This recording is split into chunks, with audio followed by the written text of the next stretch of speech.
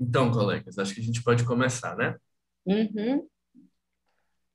Então, bom dia pessoal, bom dia aos meus colegas também. A gente chegou aqui agora nesse último pré-fórum mineiro de psicanálise, né? O 15º, antes do 11º Fórum Mineiro. Vai ser agora no final de julho, né? De 21 a 23. E então eu gostaria de... Alguém levantou a mão? Quer falar alguma coisa?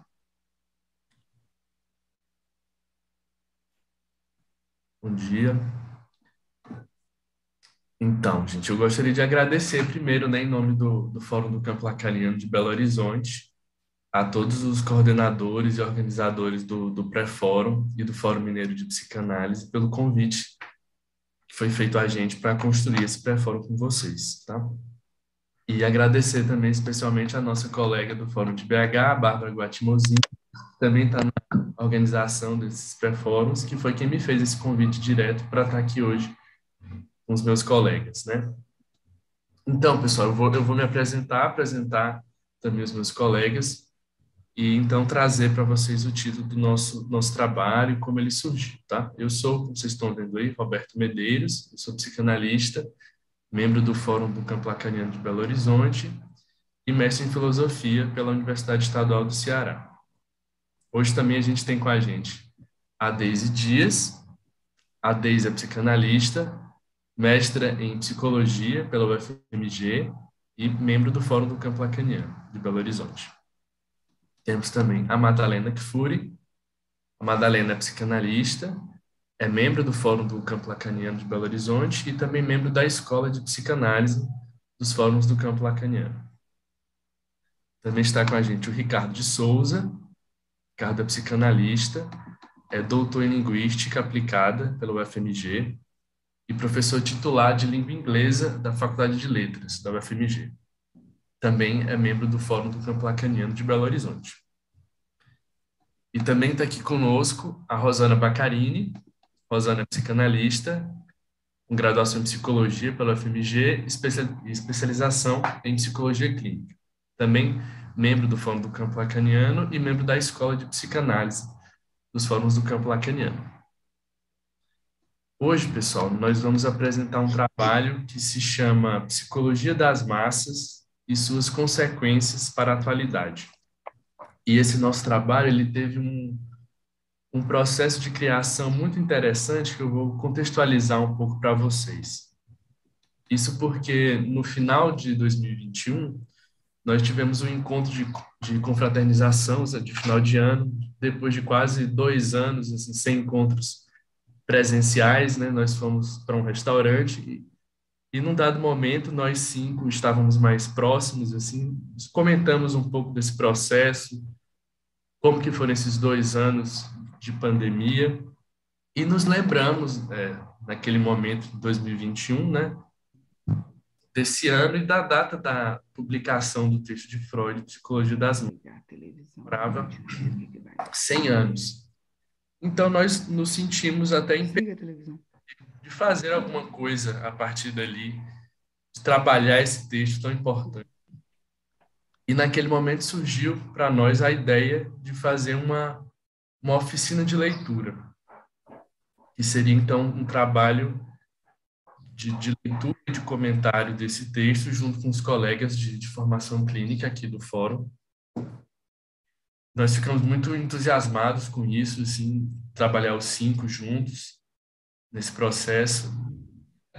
Pensamos, então, que data seria possível para fazer esse encontro. Nós encontramos que para a gente só seria possível nas quintas-feiras. Então, marcamos uma data. E eis que, quando virou o ano, nos preparativos para essa primeira oficina, para esse primeiro encontro, nós nos demos conta que nós marcamos o primeiro encontro para o dia 31 de março. Então, isso nos tomou de surpresa, assim, o fato de ter sido escolhido sem que a gente percebesse naquele primeiro momento o dia 31 de março, né, que é uma data muito significativa, marca bastante a história do Brasil com a a instauração do golpe civil-militar, né? Então, foi muito importante a gente ter percebido isso, e então a gente resolveu, para aquele momento, não simplesmente começar a ler um texto de Freud como se aquela data não existisse, de certa forma, como se não tivesse sido algo do inconsciente que se colocou ali também na escolha daquela data. Então, nós escrevemos juntos um manifesto, e esse texto rendeu muitas discussões na nossa primeira oficina, e, de certa forma, o texto que a gente vai apresentar hoje é um desdobramento desse manifesto. Depois desse encontro da oficina e dessa discussão, que foi muito rica nesse nosso encontro, nós, então, surgiu aí o desejo de fazer um cartel. A partir daí, então, nós temos a oficina em andamento e nós temos um cartel que se iniciou agora há pouco, entre nós 5. A Rosana é a nossa mais um. Então, nós queremos trazer um pouco em que pé está esse nosso trabalho. É um texto que está ainda, assim, um trabalho em percurso ainda, né, em progresso. Então, a gente quer dividir com vocês um pouco o fruto desse nosso percurso até aqui, que tem algo de singular de cada um de nós, mas também, com certeza, é algo que só foi possível graças a um trabalho coletivo. E é disso que a gente vai falar um pouco também. Então, agora eu passo a palavra para os nossos colegas que vão ler esse nosso trabalho.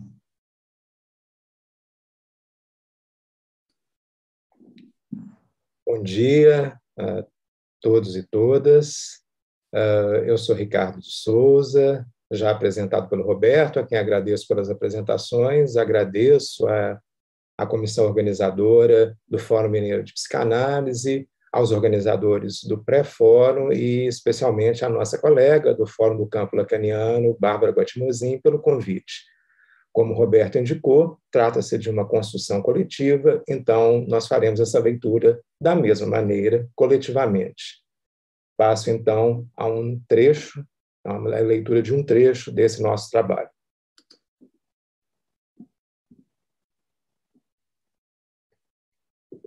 Se nas 2 primeiras décadas do século XX, Freud perguntava-se o que poderíamos esperar da humanidade, após um século nos deparamos com as mesmas indagações.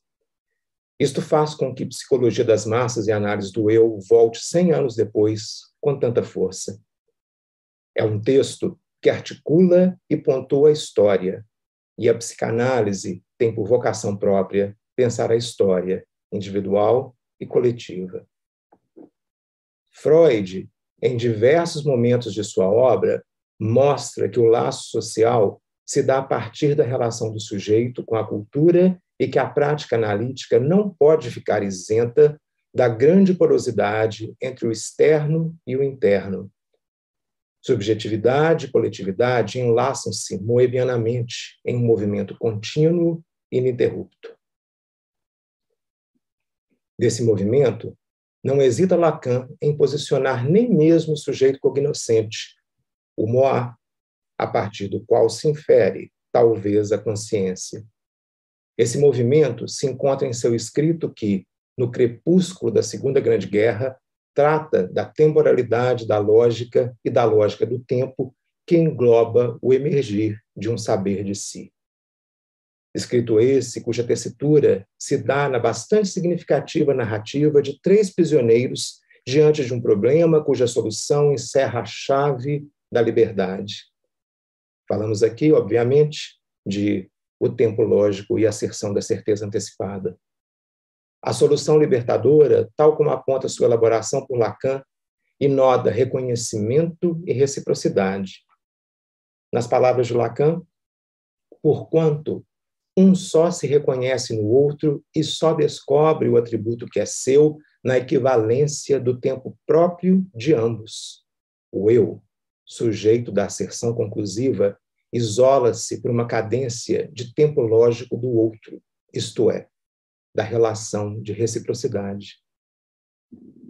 Vale retomar nessa articulação por nós compreendida como moebiana, que ao trazer as palavras de Le Bon ao seu Psicologia das Massas e Análise do Eu, Freud, em citação direta a Le Bon, dá saliência ao ponto de vista do autor de que a massa psicológica é análoga a um ser provisório, composto de elementos heterogêneos ligados entre si por um instante da mesma forma como as células de um corpo vivo formam, por sua reunião, um novo ser. Essa unidade, indicada como transitória e diferenciada por Freud, apoiando-se em sua leitura de A Mente Grupal de McDougall, parece nos apresentar a massa como uma gestalt. É interessante notar que é precisamente como gestalt, como imago que antecipa uma unidade de um corpo àquele que ainda não a tem psiquicamente, que se configura o eu e sua subsequente idealização. Assim demonstra-nos Lacan acerca do estádio do espelho. Portanto, a psicologia das massas, a qual o texto de Freud deixa claro ser movido pela pulsão libidinal e pela identificação, manifesta-se como réplica, na macroescala do coletivo, do jogo ontogenético da subjetividade, cujo locus, tanto imaginário quanto simbólico, se opera no campo do outro. Não é surpreendente, portanto, que para Lacan o inconsciente é a parte do discurso que o sujeito não tem à sua disposição para restabelecer a continuidade do discurso consciente, mas também o discurso coletivo e ético, marcado pela história familiar e pelos discursos daqueles que atravessam o processo analítico. Tampouco será surpreendente que Lacan, no prosseguimento da argumentação supracitada sobre o tempo lógico como modulação do si ao outro, apontará que esse movimento de gênese lógica do eu é bem paralelo ao seu nascimento psicológico. Nascimento este no qual Lacan indica-nos destacar-se um transitivismo especular. Julgamos pertinente sublinhar que o trabalho de Freud sobre a psicologia das massas avança significativamente em relação aos fenômenos cuja descrição ele recupera dos trabalhos da então nascente psicologia social por ele revisitados, as obras de Le Bon e McDougall, respectivamente. Freud aponta a ausência de explicitação de uma matriz psíquica subjacente a tais fenômenos nos trabalhos desses autores, trazendo como essa matriz a natureza libidinal em relação ao líder e seu espraiamento nos laços identificatórios entre os sujeitos nas massas. Porém, é importante mantermos em mente que o texto de Freud sobre as massas situa-se tanto histórica quanto epistemicamente para além do princípio do prazer. É notório que podemos reconhecer, indefectível na argumentação dessa importante obra freudiana, a recuperação da cultura, do laço e da dimensão social da linguagem como tributários da dimensão necessariamente coletiva da constituição do humano. Porém, julgamos ser igualmente importante observar que Psicologia das Massas é um trabalho que vem a público apenas um ano antes da consolidação do fascismo italiano. Atravessa a autoridade imanente do líder e nossa condição como zoon politikon aristotélico, esse algo que nos compele à repetição, que se antepõe a nossos potenciais criadores, que nos captura em gozo até as fronteiras da morbidade. Ao pensarmos a psicologia das massas, não podemos nos recuar de pensar a pulsão de morte. Nosso entendimento e nossa proposta é que ambas são temas que, neste nosso país, nos trazem a urgência de um discurso que retire véus de nossa própria história, a passada, assim como a que transcorre nos tendo como testemunhas oculares. Estamos num dos momentos mais dramáticos de nosso país, do ponto de vista sanitário, com tantas vidas que foram perdidas, e econômico e, sobretudo, político, com essa ameaça constante à democracia. O povo brasileiro assiste constantemente ao seu representante maior, juntamente com seus comparsas da hediondez, homenagearem um torturador. A cada fala golpeada, reaviva a nossa história e sentimos na carne as feridas cunhadas pelos ferretes da ditadura reabrirem. Por estes Brasis, estamos assentados no solo social onde vigora o ódio, onde se convive com naturalidade com a injustiça, a desigualdade, a exclusão e o extermínio. Pelo viés fundamentalista e imbuídos de convicção messiânica de limpar o país da corrupção, cada dia somos golpeados por quem deveria assegurar a democracia e os direitos sociais. Em seu livro, O Povo Brasileiro, a Formação e o Sentido do Brasil, Darcy Ribeiro, um dos intelectuais mais importantes do nosso país e que precisou se exilar imediatamente após o golpe de 64, escreve: todos nós, brasileiros, somos carne daqueles pretos e índios supliciados. Todos nós, brasileiros, somos, por igual, a mão possessa que os supliciou. A doçura mais terna e a crueldade mais atroz aqui se conjugaram para fazer de nós a gente sentida e sofrida que somos e a gente insensível e brutal que também somos. Vivemos num tempo de insensibilidade e surdeza à posição do outro, nosso semelhante. A intolerância chegou aos extremos, independente dos credos religiosos, políticos, ideológicos, atacando famílias, velhas amizades e relações sociais. Dessa forma, os efeitos nos sujeitos da ditadura, assim como de pretensões ditatoriais, nos possibilitam escutar como a polis atravessa suas histórias e aparece no processo de análise. Mesmo para os sujeitos que não sofreram o extremo da tortura, marca sinistra e mórbida das ditaduras de nossa América Latina, vemos seus efeitos na vida íntima que se projeta no social, por exemplo, na naturalização e na repetição de toda sorte de violência. Efeitos tão mais repetidos, automatizados e naturalizados, quanto mais prepondera o silêncio, o impedimento da escuta e do reconhecimento coletivo da simbolização da dor de quem sofreu e sofre. São efeitos repetidos, automatizados e naturalizados quando o suposto esquecimento só faz revelar o recalque. Ou pior, quando um alegado recalque só faz revelar a entrada irrefletida e passiva na cilada do revisionismo histórico. Sempre há algo da história coletiva que atravessa o indivíduo, tal como há algo da história do sujeito que o constitui como sujeito social. Uma psicanálise se dá na relação com a palavra, com o outro e com os traços da memória que são da ordem da verdade. Essa verdade que fala tanto por meio das mentiras e de deformações, quanto por meio dos conteúdos que são recalcados. Portanto, a história individual e a coletiva, relatada numa análise, comporta uma parte da formação dessa subjetividade. As marcas do golpe de 64 e dos tempos sombrios que se seguiram foram traumáticas para mais de uma geração. E falar, relembrar para não esquecer e lutar para que as responsabilidades com a verdade sejam atribuídas, elaboradas e reparadas, funcionam como elaboração, possibilitando que a experiência traumática fique para trás.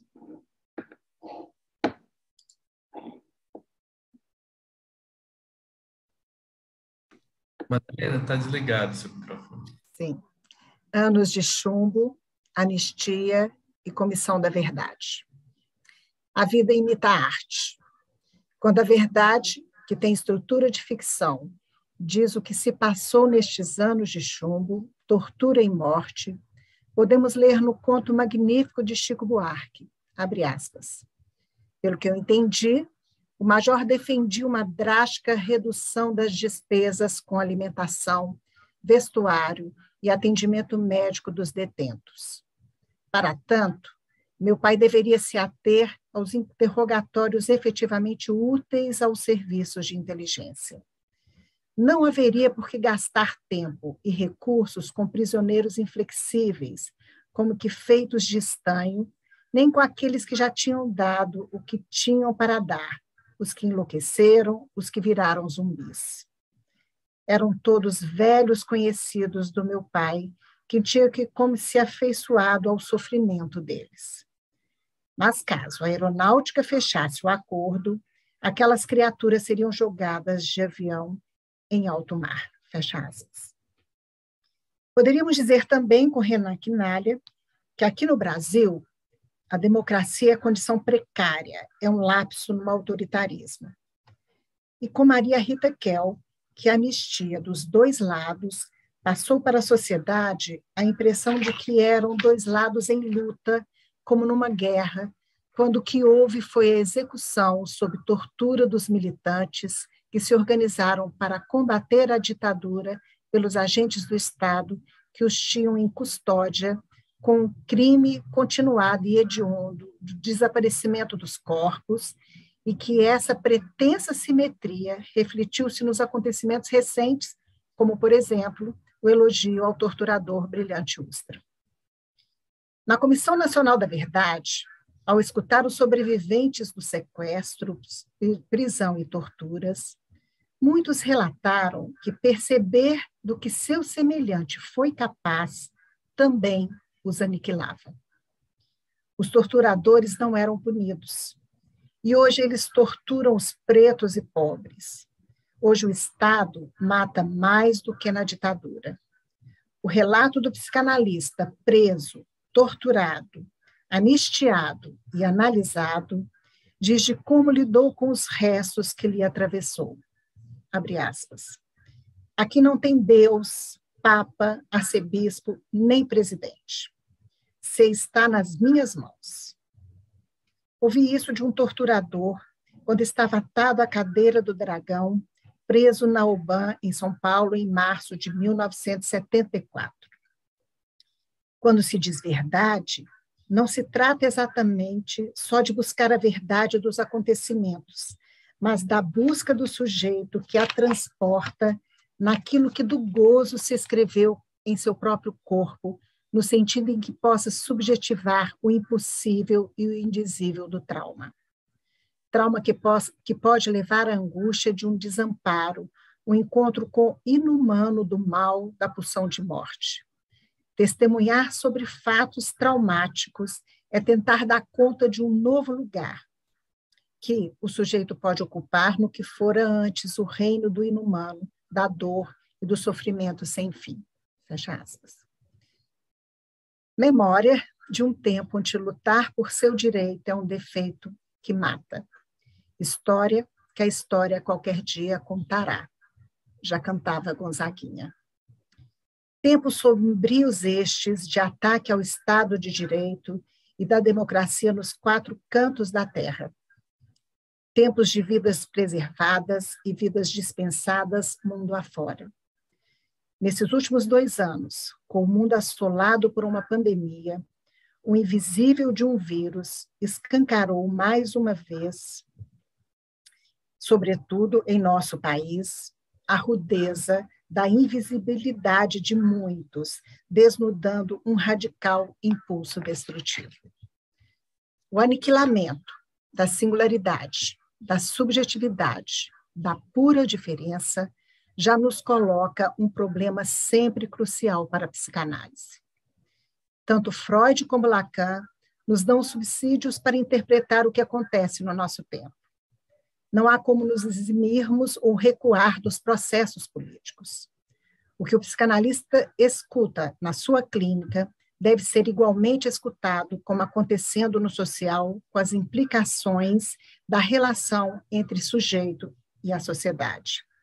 E somos advertidos que a formação do analista deverá ter essa dimensão social e política. Isso não quer dizer que um consultório de psicanálise seja um local para um debate político. Mesmo porque, na relação analista-analisando, não cabe debate. A psicanálise não é uma política, mas uma ética, a do desejo. Uma ética que trata da satisfação da pulsão com relação ao desejo. O discurso analítico entra com mais um discurso para entender melhor a subjetividade de nossa época. Um discurso capaz de fazer os semblantes vacilarem. Para ter acesso à singularidade, se supõe a queda das identificações em direção à identidade e coloca as crenças e ideias na corda bamba. Uma análise propõe: você pode saber. Você pode saber do seu sintoma, seu fantasma e seu modo de gozo. Contudo, só se pode saber se o discurso social e político tem por princípio a democracia.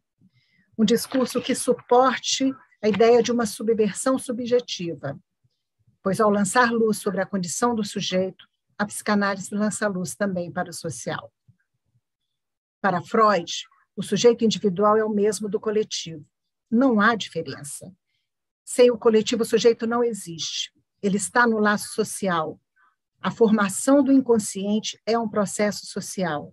Os contextos históricos e políticos também permeiam o padecimento psíquico de quem está no divã. O inconsciente é a política, diz Lacan no Seminário 14. Não existe um sujeito sem o outro, ou seja, não há inconsciente sem o discurso do outro que nos precede e nos constitui. No início do texto, A Psicologia das Massas e a Análise do Eu, Freud já marca: a psicologia individual é também, de início, simultaneamente, psicologia social. Ao reler esse trecho, nos reportamos para a clínica com a fala proferida por analisantes, evocando diversas situações e vivências acerca de si e dos outros, como se nada tivesse acontecido. Ora, muitas vezes tratam-se, nestes casos, de situações importantíssimas para a história de um sujeito, pontos que tocam algo do traumático da constituição subjetiva de cada um, de onde o recalque opera e daquilo que um sujeito não quer nada saber, como se nada tivesse acontecido. Nestes momentos, a presença do analista, sua intervenção, seu ato, está ali para marcar que sim, algo aconteceu. Não só na história subjetiva, mas também na história social. Sabemos que isso de que não se quer nada saber, que uma parte da sociedade tenta recalcar, como se não houvesse acontecido, não dessa maneira, não assim, retorna como algo destinado a se repetir sintomaticamente, com novas roupagens até mais avassaladoras. A história é implacável na quantidade de exemplos de estruturas sociais que se desagregam exatamente por lutar compulsoriamente para esquecer as raízes dos fracassos que atormentam o presente, nos dizem Edson Telles e Vladimir Safatli. O caminho percorrido por Freud após a experiência da Primeira Guerra, e que podemos acompanhar em seus trabalhos sobre Além do Princípio do Prazer, Psicologia das Massas e Análise do Eu, O Mal-Estar na Cultura e tantos outros, lançam luz para uma psicanálise que vai além da clínica do sofrimento psíquico, inserindo a singularidade na dimensão social e para pensar as raízes do poder e da política. Freud percorre uma trajetória crítica no sistema cultural da violência, da submissão e da irracionalidade. O homem moderno não deseja autonomia, o desejo é de submissão, conclui Freud. Vida de gado, povo marcado povo feliz, canta Zé Ramalho.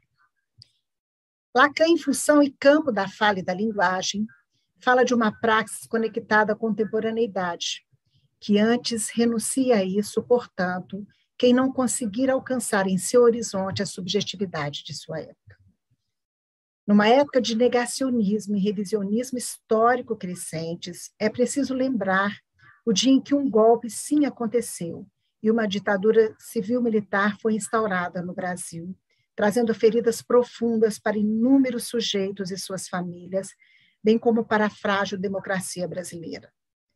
Nosso trabalho é sustentar as leituras dos textos freudianos numa aposta de elaboração que exige se fazer, marcada pela ética da psicanálise, ética do desejo e da diferença, onde as marcas dos acontecimentos podem ser escutadas e a palavra pode dar um tratamento possível ao real que nos convoca.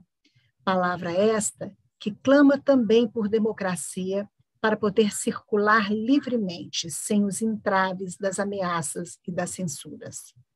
Psicanálise e democracia dão à fala o status de subversão, seja pela associação livre, seja pela liberdade de expressão, e ambas estão em sintonia quanto ao tratamento dado à diversidade.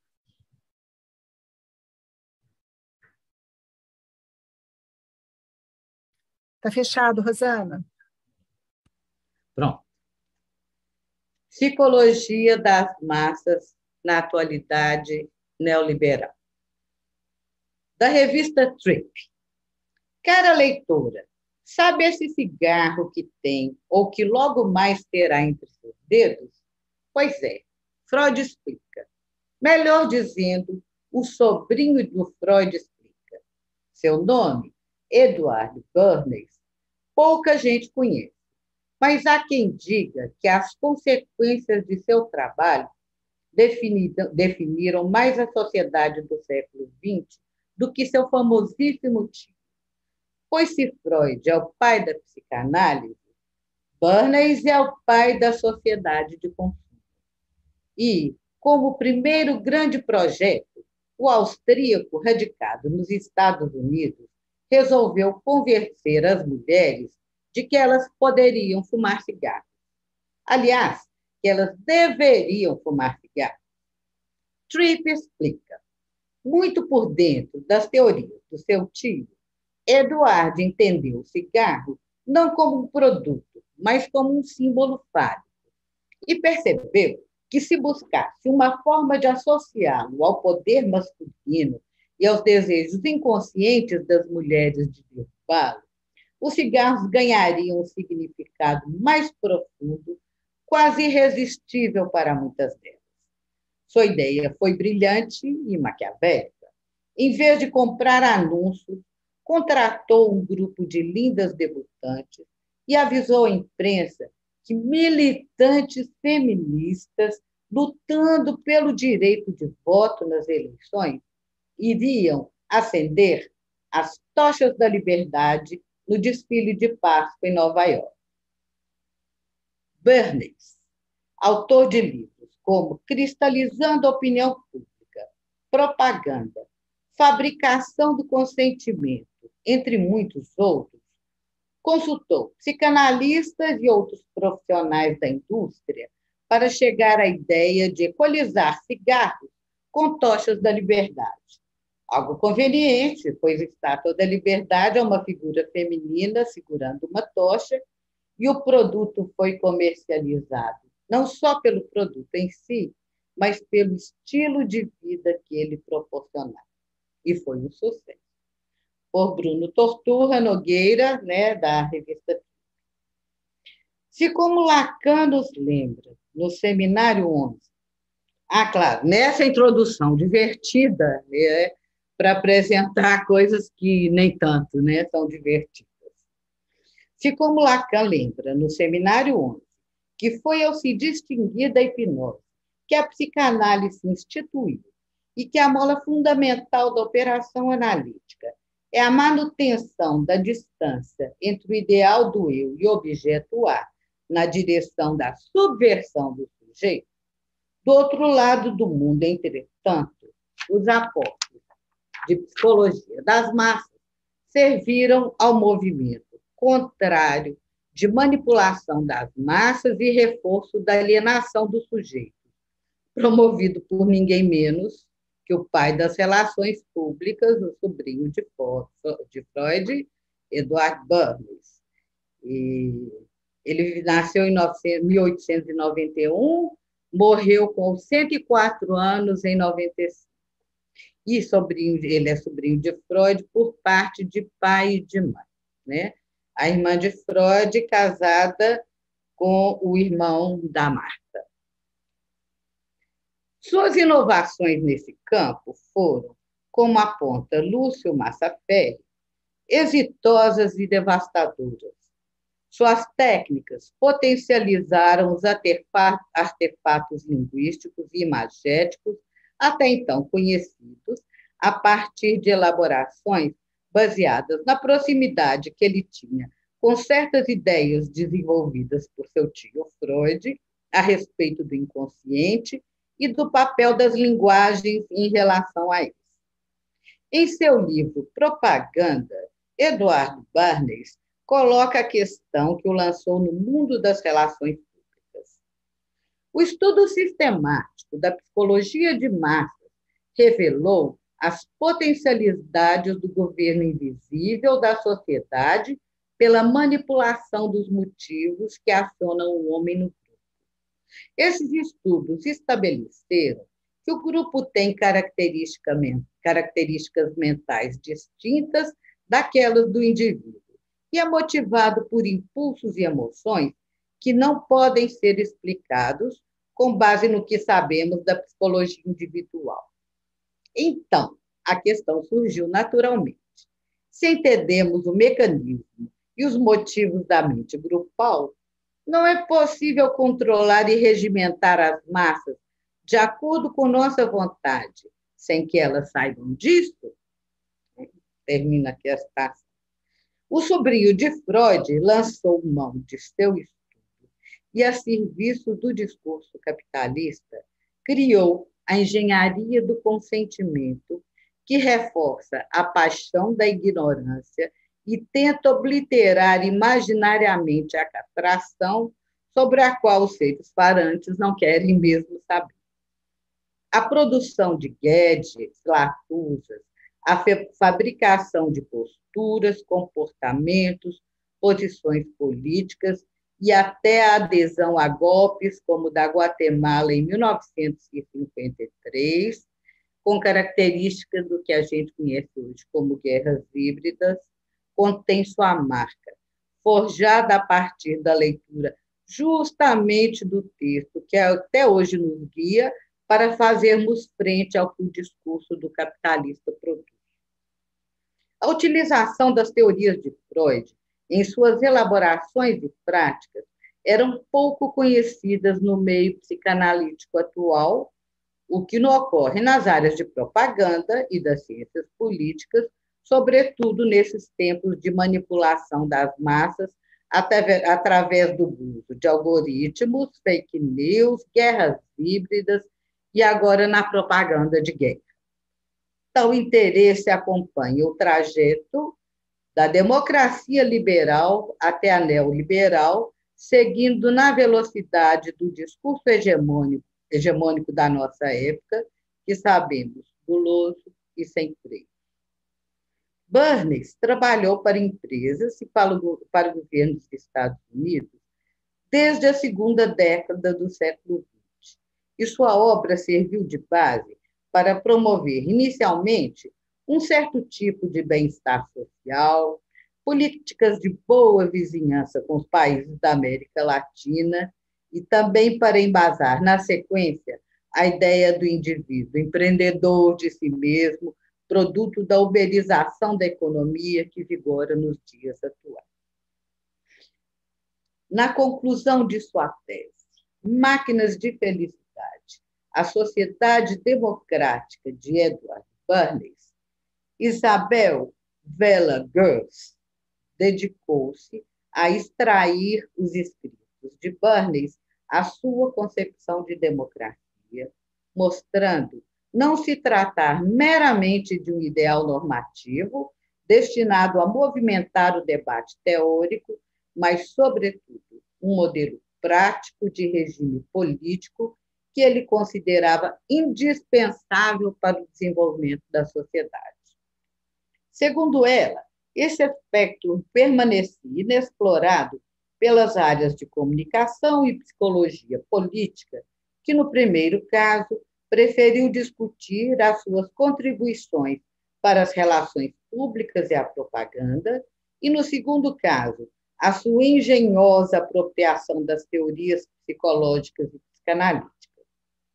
Sua concepção de democracia como a solução para o grande problema da sociedade industrial urbanizada e massificada, que fez do governo representativo o regime predominante nos Estados Unidos, na Inglaterra, na França e em diversos outros países.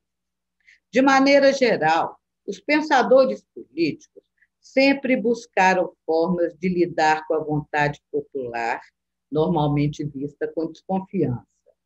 Pode-se dizer que as principais teorias da democracia de vertente liberal partem do princípio, já enunciado no século XVIII, de que a vontade popular deve ser refreada ou, ao menos, moderada por mecanismos institucionais.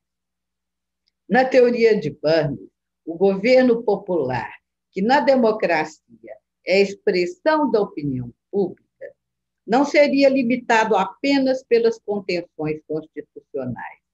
Para ele, mais do que insuficientes seriam ingênuos, pois nada segurará a massa insatisfeita, principalmente quando o regime político que a governa diz ouvi-la e não a ouve, em especial nas suas funções.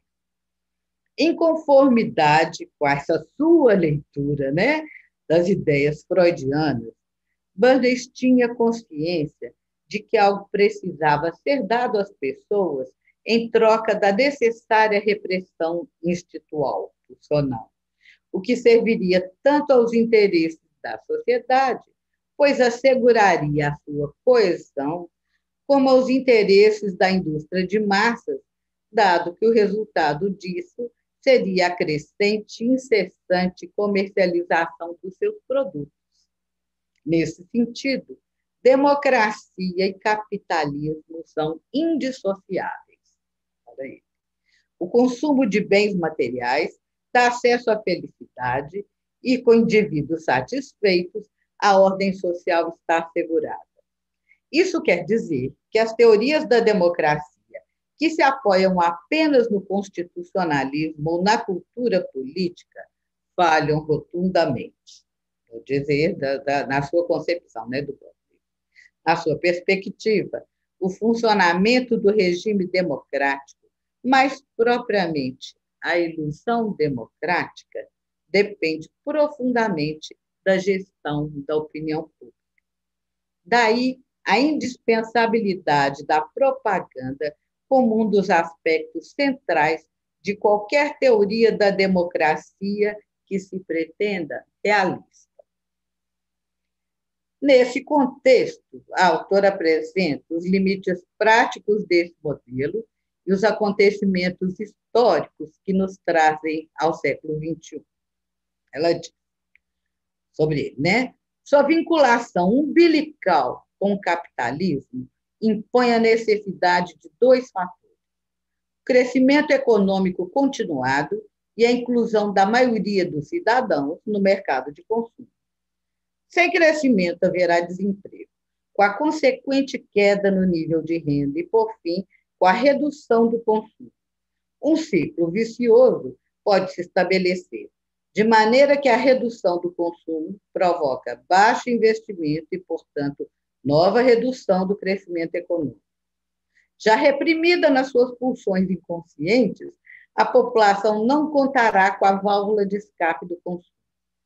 Além dos desejos reais represados, os desejos consumistas que a sociedade industrial nutriu nos indivíduos provocarão insatisfações insuportáveis que se transformarão em frustrações politicamente mobilizáveis contra o sistema político. Algo parecido ocorreu nos anos 1920, levando ao nazismo e ao fascismo. Nos anos 1930, a depressão econômica solapou a confiança da população, tanto na economia capitalista como na democracia nos Estados Unidos. O New Deal e o crescimento econômico do pós-Segunda Guerra revitalizaram as bases da democracia de consumo. Mas o discurso capitalista desinvesta, E, a partir dos anos 70, a mudança do cenário econômico internacional levou a uma convergência de fatores que favoreceram a imposição gradativa de uma agenda de redução do Estado e desregulação do mercado. Essa agenda, que viria a ser chamada de neoliberalismo, produz alta concentração da riqueza, desemprego, redução das políticas sociais executadas pelo Estado, diminuição dos salários e, portanto, uma drástica retração do mercado de consumo. Como sustentar a ilusão democrática num contexto de profunda desilusão com o estilo de vida que a sociedade capitalista prometia para todos? Se as pessoas sequer terão acesso a alimentos, transporte, moradia, saúde e segurança, o que dizer da incontornável satisfação libidinal? A propaganda teria que se adaptar ao novo cenário social e econômico idealizado pela visão de mundo neoliberal, que destoa radicalmente da concepção veneziana. Destoa, mas vai no mesmo caminho, né? Ao invés de se apoiar no consumo amplo e generalizado para evitar as frustrações individuais, o neoliberalismo recorre às frustrações para explorar ainda mais a força de trabalho. Para isso, difunde como princípio moral a responsabilidade direta e exclusiva a cada pessoa pelo seu fracasso em conquistar o nível de consumo desejado. Assim, as frustrações são mobilizadas como fatores de estímulo a todo tipo de empreendedorismo, que contarão com gurus, coaches e todo tipo de gente para incentivar as pessoas a se esforçarem cada vez mais no trabalho desregulado. Mais ainda. Portanto, a ilusão de felicidade do momento presente já não é mais a preocupação do governo invisível. A sua proposta é focar na frustração presente para vender a ilusão da felicidade futura como responsabilidade individual. Cabe ao indivíduo sair da zona de conforto, pensar fora da caixinha, inspirar nos grandes empreendedores, seguir o exemplo dos cases bem-sucedidos. Cada um deve se tornar o empresário de si mesmo. A política coletiva se esvai. A ilusão democrática é um luxo desnecessário agora, né?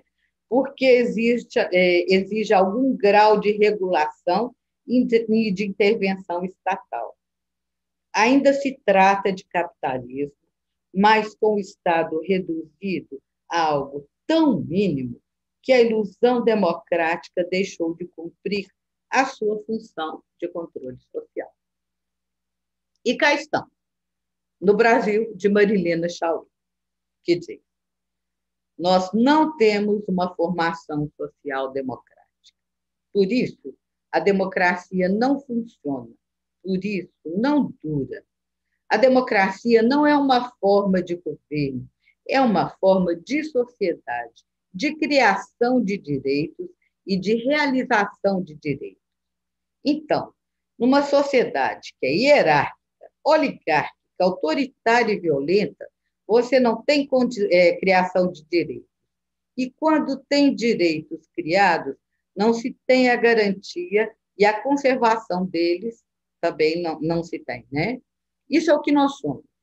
A história política do Brasil é uma história de golpes de Estado. A proclamação da independência é um golpe de Estado. A proclamação da República é um golpe de Estado. A República, nascida da chamada Revolução de 1930, é um golpe de Estado. 1964, um golpe de Estado. A República, a história brasileira, em momentos minúsculos, conhece um instante de política no sentido mais comezinho da compreensão liberal da política, essa do Banco, né? O que se tem é a realização, pura e simplesmente, da via autoritária dos poderes. Isabel Vela Girls, no final, se pergunta: mas se a ilusão democrática, como a democracia poderá se sustentar? Ainda se trata de recorrer à propaganda com as mesmas técnicas e os mesmos princípios, mas fazendo apelo a outra pulsão que também habita a natureza humana, o medo. Bernays se concentrou em tudo aquilo que levava à harmonia social, de maneira que sua propaganda era uma engenharia do consentimento. A atual crise das democracias expressa tanto a crise dos fundamentos da democracia vislumbrada por Bernays, a redução dos mercados de consumo, como também os efeitos das políticas neoliberais na vida coletiva, que acentuaram a exclusão de grandes contingentes de pessoas da riqueza socialmente produzida. Busca-se agora a cisão, o fracionamento, a polarização radical da comunidade política. Não é por acaso que o teórico Giuliano da Empoli, acho que é assim que fala, chamou os artífices dessa estratégia de engenheiros do caos. Né? Antes era engenharia do consentimento. O avanço da tecnologia da informação contribuiu para essa viragem no uso da propaganda como coluna de sustentação da democracia. Uma das principais mudanças foi o escopo e o alcance da propaganda, pois as mensagens podem ser personalizadas segundo as especificidades de cada indivíduo, cujas características são apreendidas pela coleta massiva de dados das mais variadas fontes. Além das redes sociais, dados financeiros, médicos, pesquisas na internet, páginas acessadas, locais visitados, são informações igualmente disponíveis a empresas dispostas a pagar. A disponibilidade de tamanha quantidade de dados permite um elevado grau de personalização das propagandas, tornando possível a construção de uma realidade customizada para cada consumidor, com as consequências profundas na esfera política. Nesse contexto, as pulsões agressivas não são reprimidas ou desviadas de suas metas. Pelo contrário, elas são direcionadas sob medida contra aqueles que são vendidos como os inimigos que ameaçam a nossa existência. Lideranças de extrema-direita estão na linha de frente dessas campanhas, mobilizando ódio e ressentimento. Elas recorrem à propaganda com esse viés e se lançam como candidatos ao governo visível, cujo acesso conduz ao autoritarismo que promete uma nova ilusão democrática, que dispensa os limites constitucionais e os direitos individuais em nome da verdadeira vontade da maioria. Sem o consumo de mercadorias concretas, sobra apenas a atribuição de culpa individual à condição de pobreza e a política do ódio ao outro, uma manipulação coletiva que não resistirá por muito tempo, esperamos. Né? Para além da democracia fajuta que Bernays propagandeou e que seguiu por esse caminho desenfreado, né? Antônio Quiné, na Vigília Lula Livre, expõe o que a psicologia das massas realmente nos ensina sobre o que nos acometeu e o que temos pela frente. Ele diz: a incitação ao ódio não começa de hoje. Desde o golpe contra a Dilma, ou antes, com as críticas a Marisa, com o ataque ao gosto, que não é pouca coisa, é que vão destilando via deboche, crítica ao gosto, de coisas sutis até a injúria, e com a Dilma até ao paradigma do aviltamento. O decalque dela, de pernas abertas no tanque de gasolina. Por que esse método? Ele foi calculado, trata-se de um método.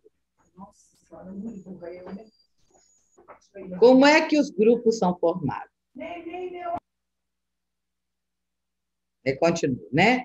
Foi calculado como é que os grupos são formados em torno de um bem comum, uma ideia, uma causa, um ideal, um time, um líder para encarnar essa ideia que representa, como Lula, um projeto de país que é amado e odiado, pois somos ambivalentes.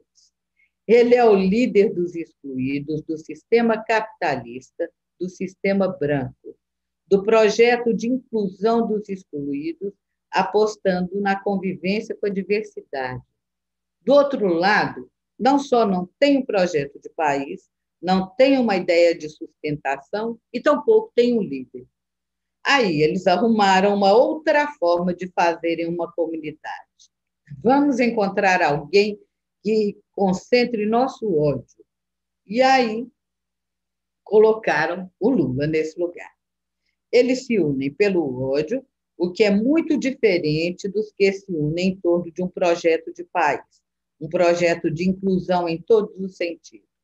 Colocaram Lula, com a ajuda da mídia, nesse lugar de abjeção.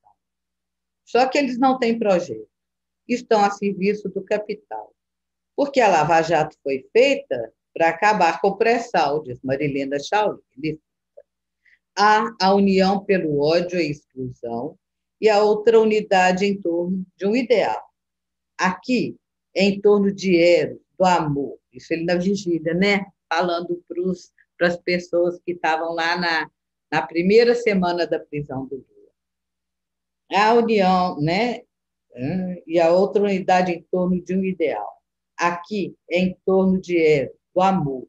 Uma a serviço do ódio do capital e outra em torno de um projeto de país que se funda no amor. E esse nosso ato é um exemplo disso. Nós também, né? Encerremos, primeiramente, pré-encerremos com Marilena Chaui.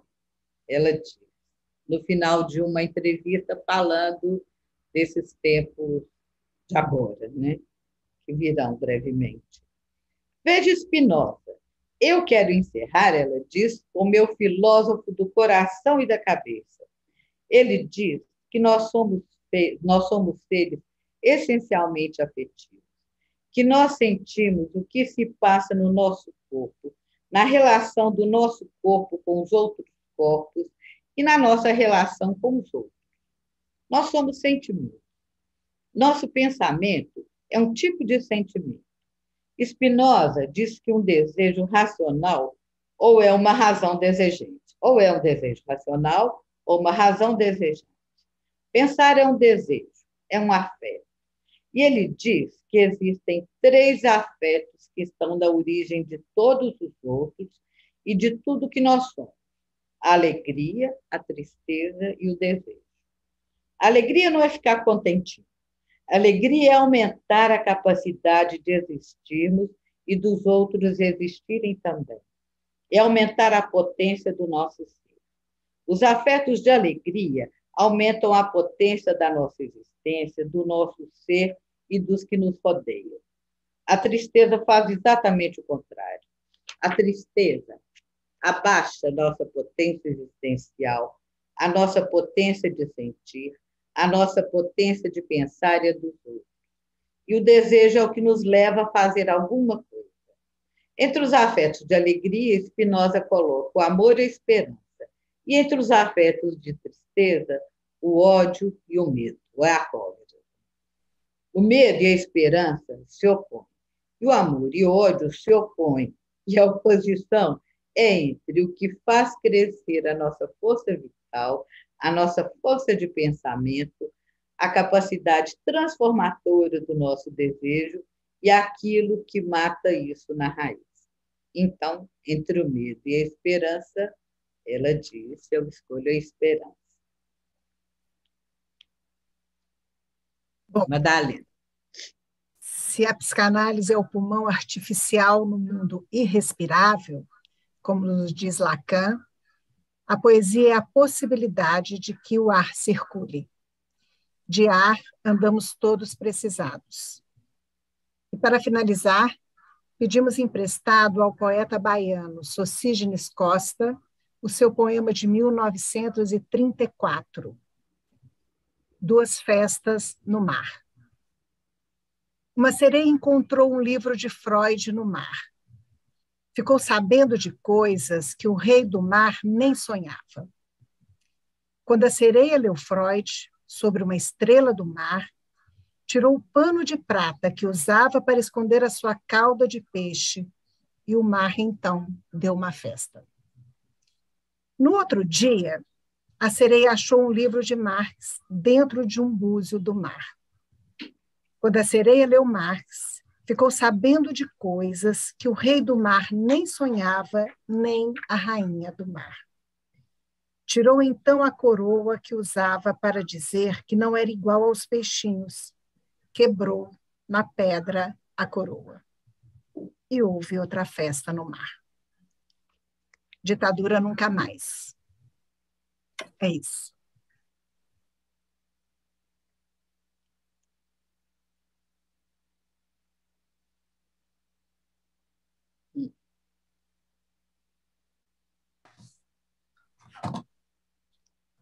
Obrigado, colegas, pela leitura.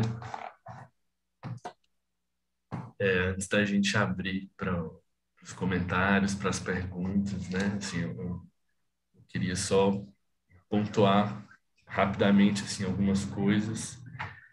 É um texto que transita assim, em vários aspectos, né, da psicologia das massas, causa muita coisa. A mim que ajudei na escrita também, assim, acho que a todos nós, traz realmente a gente percebe esse efeito como até no começo do texto o Ricardo trouxe, o enlaçamento moebiano, né, da subjetividade e da coletividade. Eu acho que isso se demonstrou em atos assim, na nossa feitura, tanto nessa leitura também. E eu acho que fala desse momento que a gente está passando no Brasil, que a gente realça no texto a importância da elaboração, da escuta, do trabalho que a psicanálise faz, de forma que os sintomas possam ser, de alguma forma, elaborados a ponto de que eles não se repitam. E o que a gente vê nesse momento, né, daquilo que o próprio texto fala, é a repetição mais avassaladora possível, né? Porque a gente está hoje numa semana que para o Brasil foi muito difícil e que a gente pensou também em lembrar disso, justamente lembrar do que acontece, né? Do que aconteceu, do que acontece, tanto a chacina que houve na Vila Cruzeiro, no Rio de Janeiro, como o assassinato do Genivaldo, né, de forma brutal pela polícia no Sergipe, com câmara de gás, assim. E então algo disso que a gente traz aqui, que de repente isso aparece de uma forma que as palavras não dão conta, né? Por mais que a gente deva tentar dizer da melhor forma possível. Isso de não recuar, né? De pensar a pulsão de morte relacionada à psicologia das massas, como a gente traz nesse texto. Além disso, assim, em relação ao que a Rosana traz, assim, nessa parte da leitura sobre o neoliberalismo, eu acho interessante também esse trecho que ela trouxe em relação ao Quiné, em relação ao ato, de pensar também essa aposta no laço, né, para que a gente também não leia a psicologia das massas, como a gente também tem discutido isso na oficina, como uma defesa do solipsismo, né, de uma solidão, de um isolamento do sujeito em relação aos outros, justamente porque não se trata também de cair nessa armadilha, né, neoliberal de cada um por si, né? Inicialmente seriam esses pontos que eu queria trazer, mas eu quero agora ouvir um pouco dos meus colegas, da Deise. Para mais perguntas e intervenções, ok? Eu tenho pensado em termos dos discursos. A gente ouve muito, né, a pergunta, e o Lula? E me parece que é uma tentativa, muitas vezes, de equiparar, né, os dois. E aí eu fico pensando no discurso do mestre, que, ao mesmo tempo que é um laço civilizador, né, um discurso que foi dominante, estruturou o laço social de determinada maneira, né, garantindo regras e até uma coesão social, esse mesmo laço que ordena, quando a gente está diante de um grau extremo mesmo, né, de uma tentativa de fazer uma totalidade, como que ele se torna perigoso. E eu acho que é isso que a gente vem vendo ao longo dos últimos anos, em que a falta de argumentos tenta equiparar aí esses dois discursos, como se fosse a mesma coisa, como se direita e esquerda fossem faces diferentes da mesma moeda, e não são, né? Então, eu penso que o mesmo laço que ordena é um laço social que, no engano da totalidade em seu grau extremo, pode permitir o totalitarismo, e eu acho que é isso que a gente está vendo. Nós sempre soubemos que a polícia ela tem o seu lado violento, mas nunca isso foi tão propagado e autorizado como a gente tem visto.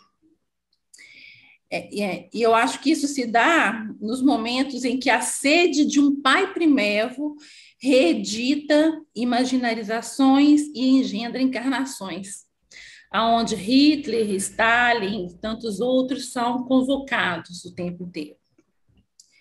Então, eu acho que a gente está diante aí, né, de uma ânsia por um pai que dê respostas, que tenha certezas e indique um caminho que é próprio de nós neuróticos, né? Mas que são bem distintos. O que um lado quer, bem diferente do que o outro quer. E eu acho que essa diferença ela precisa ser cada vez mais marcada nos próximos meses. E aí, em torno do que a Rosana, né, falou, eu acho, me fez pensar muito, né, como ela mesma disse, no discurso do capitalista. E que é um discurso que busca uma alienação do sujeito, né? É um discurso louco, um discurso que não faz laço, mas que ele faz massa. E massas muito diferentes das descritas pelo Freud.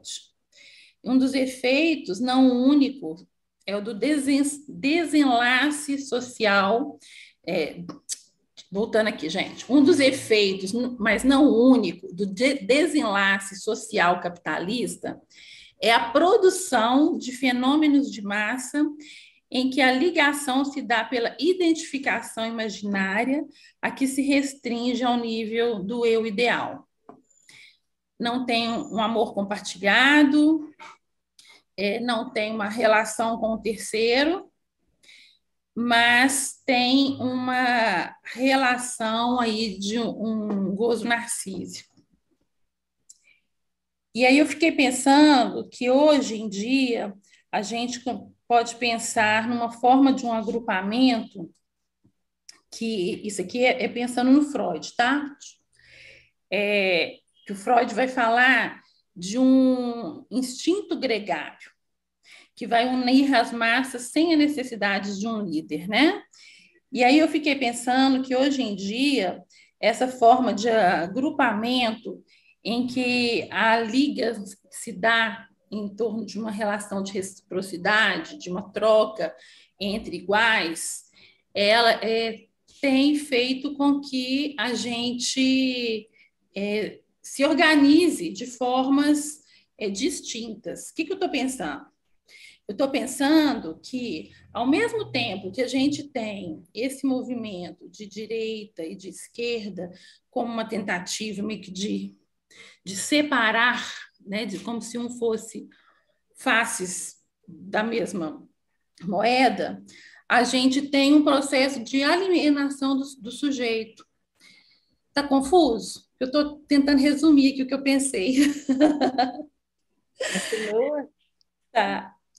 Porque, então, assim, eu estou pensando que hoje há uma forma de agrupamento em que a liga se dá em relações de reciprocidade, de trocas entre iguais, independente de um líder reconhecido enquanto tal. E aí tem um autor chamado Dufour, que chama de formação ego-gregária um novo tipo de agregado social, em que há uma proliferação de egos vivendo em pequenos rebanhos, alinhados a um grande rebanho de consumidores. E de modo que eles são conduzidos a se colocarem numa posição de objetos do capitalismo. Então, o que eu fiquei pensando dessa parte que a Rosana falou é que tem alguns grupos aí que se identificam de uma forma alienada, de uma forma a não se implicar no que a gente está vivenciando. E eu fico pensando, e é uma pergunta, se esse grupo, né, essas pessoas que se ajuntam de modo a estar numa posição alienada, se eles são responsáveis aí pela prática dessas violências que a gente está vendo. Não sei se isso faz um sentido. São perguntas que eu comecei a levantar a partir disso. Porque eu acho que a gente tem, nessa separação, eu acho que a gente tem aí uma reedição da ordem primitiva. Eu acho que a gente tem um grupo de pessoas que tem um ódio ao outro, e eu acho que isso não acontece, a gente não pode colocar que isso acontece na direita, mas não acontece na esquerda. Eu acho que acontece dos dois lados. E eu fiquei pensando se esse movimento, né, de compartilhar um ódio, a busca de um gozo sem limite, que eu vejo que às vezes acontece dos dois lados, se não teria a ver, né, com com a redição desse grupo de irmãos da Horda Primeval, com a diferença em que o alvo desse ódio não é um ancestral, não é um pai, mas é qualquer um que seja diferente. Tá fazendo sentido o que eu estou falando? Ou não? Ou está confuso? Não, acho que é a questão para a gente discutir. Isso é produzido assim ou isso vai fomentado, né? Se o neoliberalismo reedita o que aconteceu na época da Grande Depressão, sim, na época das guerras. E sim, aí, logo depois, né, capitaneado, falando dos Estados Unidos, né, mas um outro pacto, New Deal, alguma coisa veio aplacar isso um pouco. Né? Se você pensa, só um pouquinho, né, assim, se você pensa que a democracia é para deixar as pessoas quietinhas, sossegadas e não os avanços políticos, né? Com o neoliberalismo, nós estamos num período que se assemelha à ascensão do nazismo, do fascismo, né, com outro tipo de propaganda, e é perigoso mesmo. Não é isso? Assim, isso é estimulado. O que você tem de ódio quando é inculcado, né? Quando é promovido, quando a paixão da ignorância contra a própria sua, né? Isso vai formando um caldo que propicia o que nós estamos vivendo hoje, né? Por isso que parece calculado, né? Deise. Oi. ia fazer um comentário também em relação à sua fala. Ela me parece fazer muito sentido. E o que eu gostaria de ponderar a respeito dela é o próprio fator de uma matriz identificatória que se dá também pelo discurso de ódio, né? Então, quando você instala, né, um forte apelo massificado, publicitário, midiático ao ódio, você gera uma matriz identificatória tanto para os que odeiam quanto para os que foram escolhidos como objeto desse ódio, que passam. Eu acho que existe um elemento estruturante em relação ao discurso ora vigente, talvez, né, o grande trabalho coletivo que nós temos enquanto, eu não diria nem enquanto país, talvez, né? Acho que a coisa transcende as fronteiras nacionais. A gente pode pensar, talvez, em algo que abarque o planeta inteiro, né?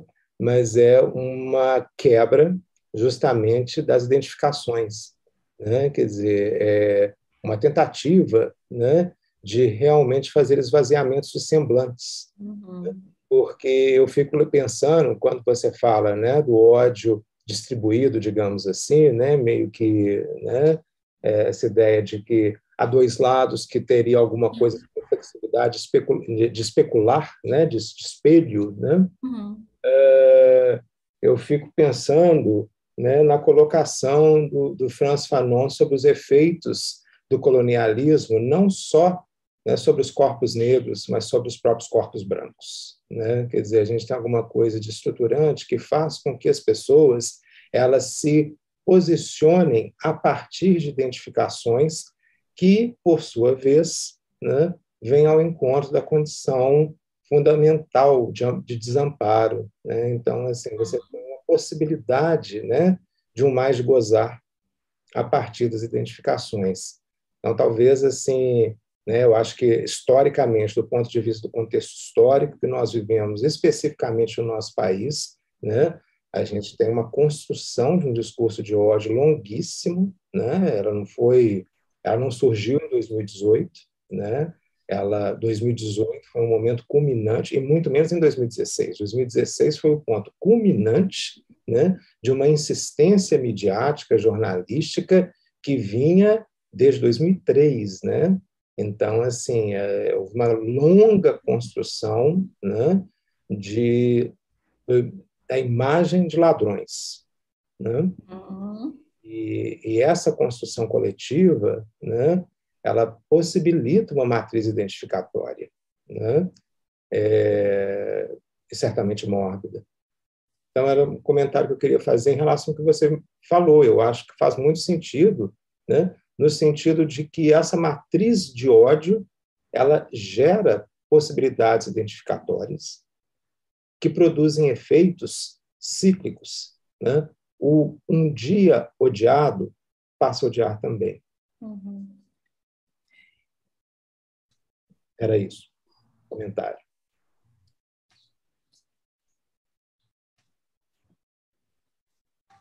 Colegas, então eu vou abrir. Só uma frase aqui, Roberto, e como é que a psicanálise ela passa a ser vital para pensar, né, as raízes do poder e da política também, né?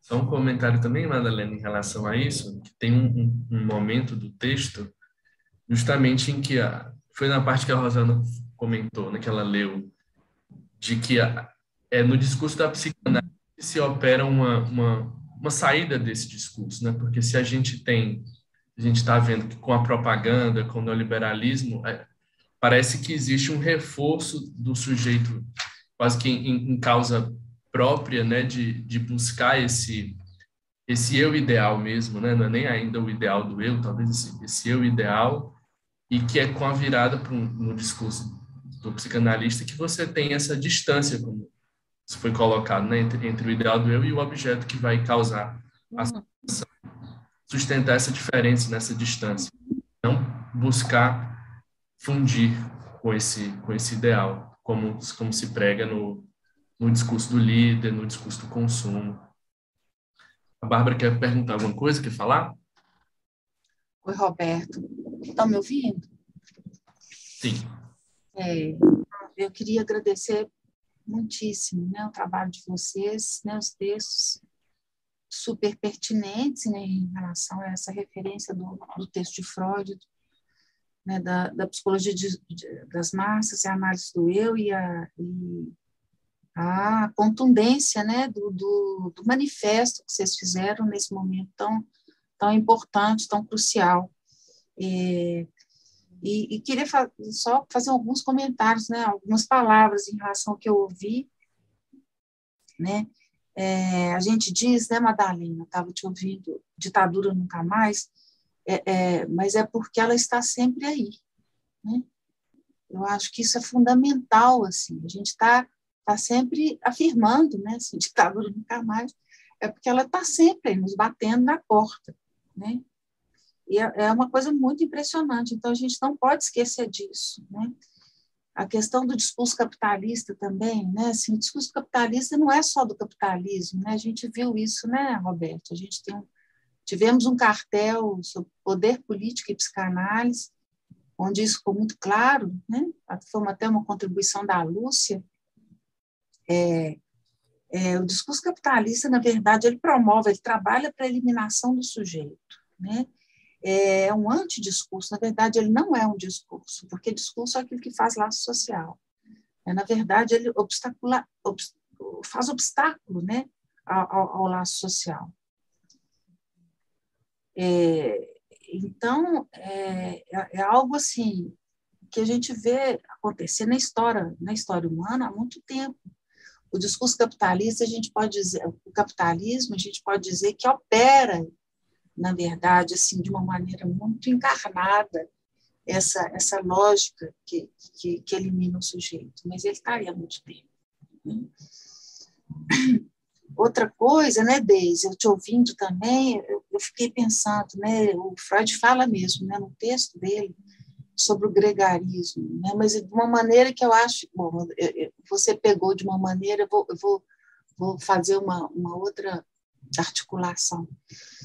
Ele vai dizer que a gente não é abelha, formiguinha, que não existe instinto gregário, né? Muito interessante, não existe isso em nós. Nós somos seres de horda, né? Ou seja, é líder o tempo todo, a gente tem um empuxo a existir, né? O gurilão. Nós somos, né? O instinto é esse, se tem algum é esse, né?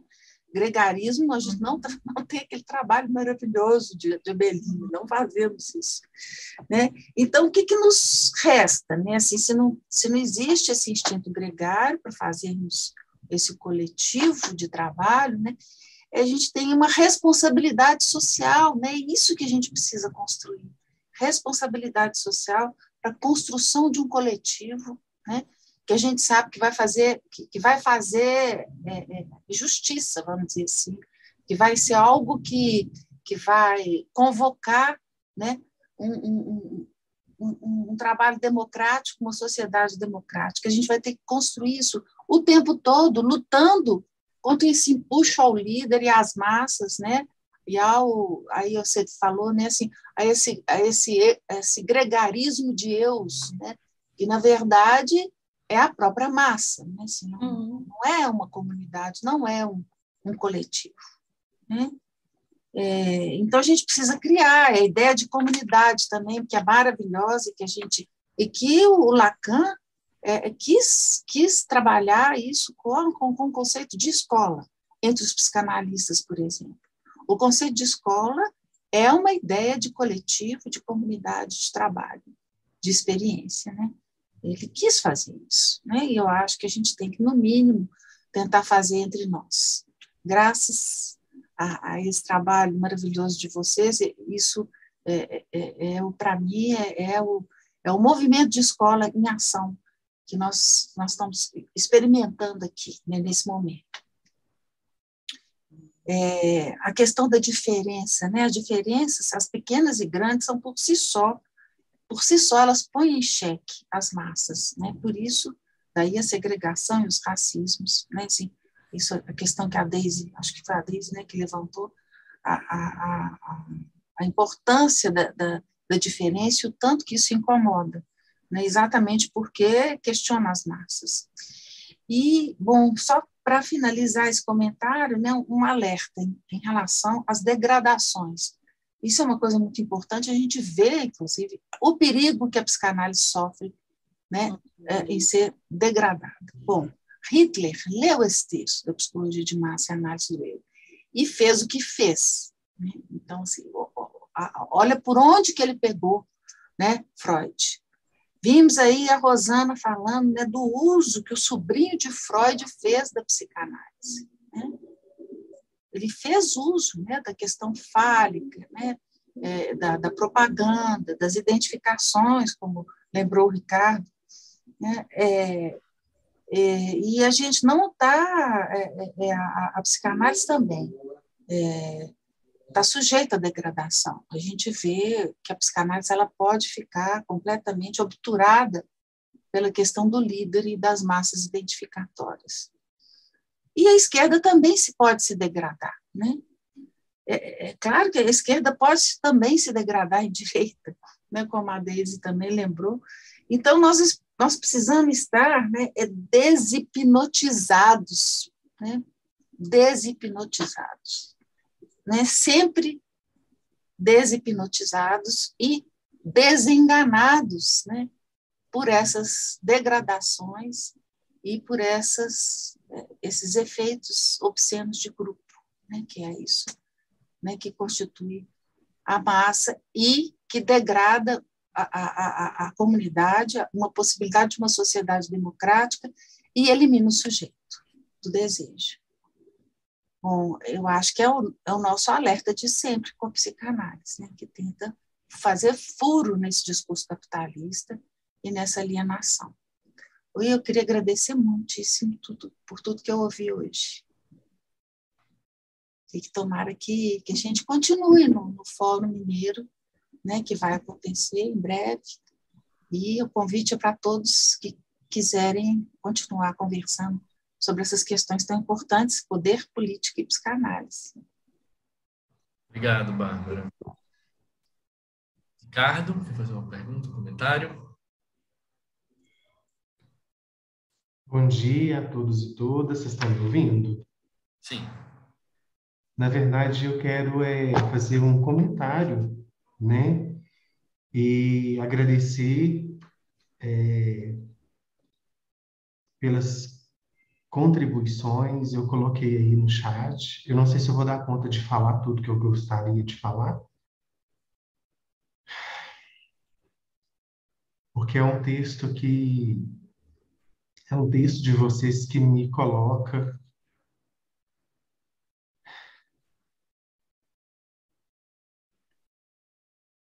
a esperança.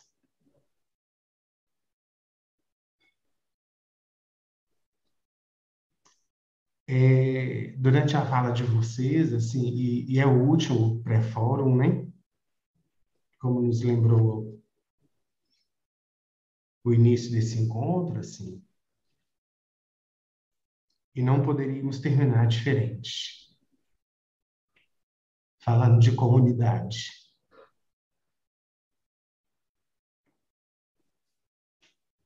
E estamos encerrando o pré-fórum, né? 15º, com o cenário tão triste.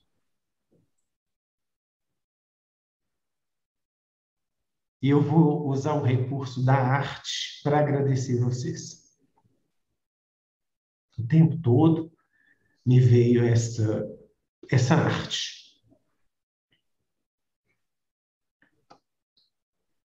Se eu não der conta de continuar, que fique então aí a minha intenção.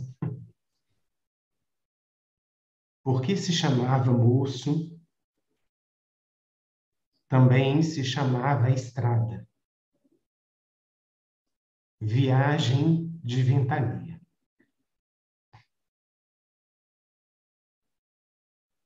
Nem se lembra se olhou para trás. Ao primeiro passo, passo, passo, passo. Porque se chamavam homens. Também se chamava Sonhos.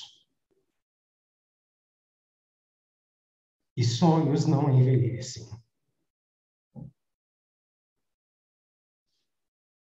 Em meio a tantos gases lacrimogêneos, ficam calmos, calmos, calmos. E lá se vai mais um dia.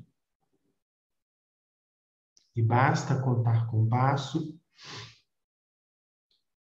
e basta contar consigo que a chama não tem pavio. De tudo se faz canção, e o coração na curva de um rio, rio, rio, rio, e lá se vai.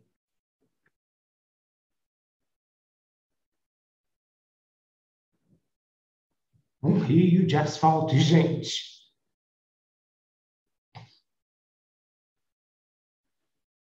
Entorna pela ladeira, entope o meu filho.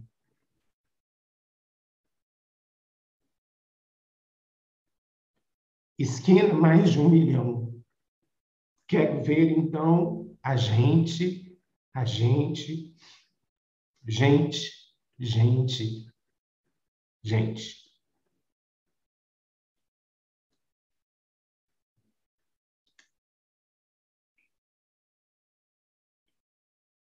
O texto de vocês me fez lembrar essa música, em especial a esperança. Os sonhos não envelhecem. Muito obrigado.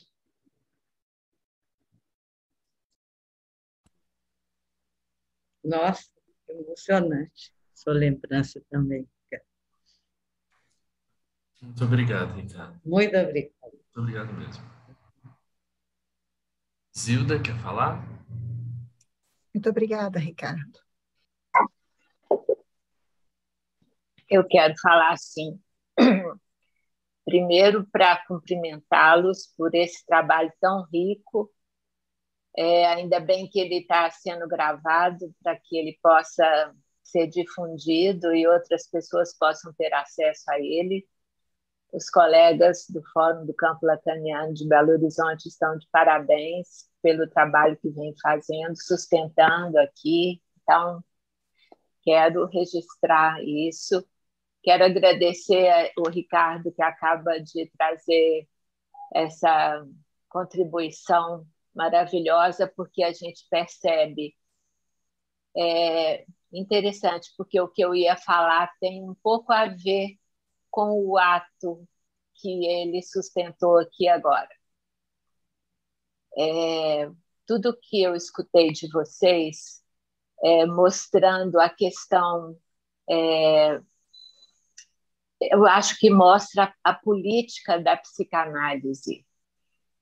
E se a gente sabe que a política da psicanálise ela é sustentar ir contra a estrutura. Na verdade, é ir contra a estrutura, uma coisa que o Ricardo de Souza colocou muito bem agora há pouco, né?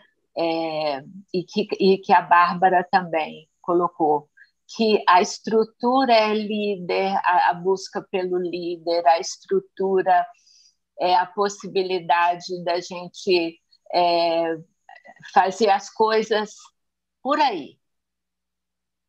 A política da psicanálise, né, uma análise levada muito longe, o que ela vai permitir a um sujeito é sustentar a sua posição absolutamente singular no mundo. Ou seja, de fato levar um sujeito a poder dispensar o líder, a poder sustentar a existência singular, a sua existência singular no mundo. E eu fiquei pensando, escutando tudo que a Rosana trouxe também, tudo que vocês trouxeram, porque as falas foram, né, o trabalho de cada um foi se enlaçando ao do outro. Por que um psicanalista, por que ele é de esquerda? Tem pessoas que às vezes ficam pensando que um psicanalista poderia ser de direita, e alguns até pensam, sim, tal. É impossível ser um psicanalista ser de direita. Por quê? Porque um psicanalista é aquele sujeito transmutado pela psicanálise que chega à possibilidade de sustentar a existência assim, sem mestre, sem um pai salvador, mas, de fato, a possibilidade de fazer laços mais na horizontal, como... Então, talvez a Bárbara possa falar aí, seríamos mais abelhinhas, nesse sentido de poder pensar no outro, sustentar algo que promova a existência do nosso semelhante. Então, essa posição política é que nós trabalharíamos assim para, primeiro, sustentar a possibilidade de que, se não há um pai para cuidar de cada um, que haja um Estado que tenha políticas públicas, que tenha políticas educacionais, que tenham política de saúde, que tenha política de promoção da possibilidade disso aqui que o Ricardo, que não me lembro o sobrenome, acabou de mostrar, que a arte, a educação, aquilo que tem de melhor no que a civilização pôde produzir, também possa estar ali disponível para os nossos contemporâneos,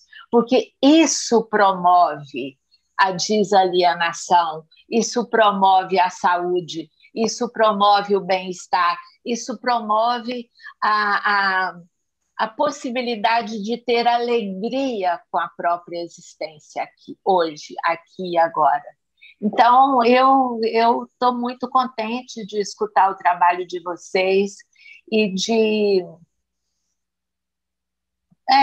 ter pensado isso. Por que a gente vai para a rua? Não é como psicanalistas que a gente vai para a rua e sustenta uma luta, de fato, para fazer valer isso que a gente acredita que é o melhor para o bem comum.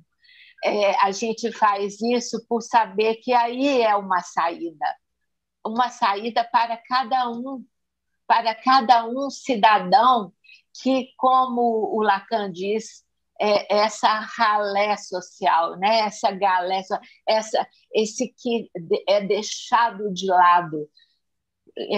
Então, é com isso que a gente vai para a rua como cidadãos e sustentamos manifestos como esses que vocês trouxeram aqui hoje. Eu queria parabenizá-los e agradecer. Obrigado. Não é como consumidor, né? Talvez não sei se é falar cidadão, a gente é psicanalista nesse sentido, cidadão, porque a gente aposta na subversão do sujeito, né, viu? A gente tem o que dizer, como o Quiné disse lá na vigília Lula livre para os companheiros, né, para as pessoas que estavam arrasadas de ver a democracia esfacelada, essa pouquinha que a gente tem, né, é sair, talvez, desse lugar de consumista, porque o capitalismo consome sem parar, até o Freud, até a psicanálise, até o que a gente faz, então essa luta ela é constante mesmo, né? E se isso veio da mão de Freud, lida pelo sobrinho dele. Eu tive um susto quando eu descobri, eu não sabia disso, não. E, né, a gente vai vendo a psicologia do eu, a gente vai vendo um tanto de história americana, mas quando você coloca em perspectiva, quando você coloca que estamos na égide do discurso capitalista, que fagocitou a democracia, né?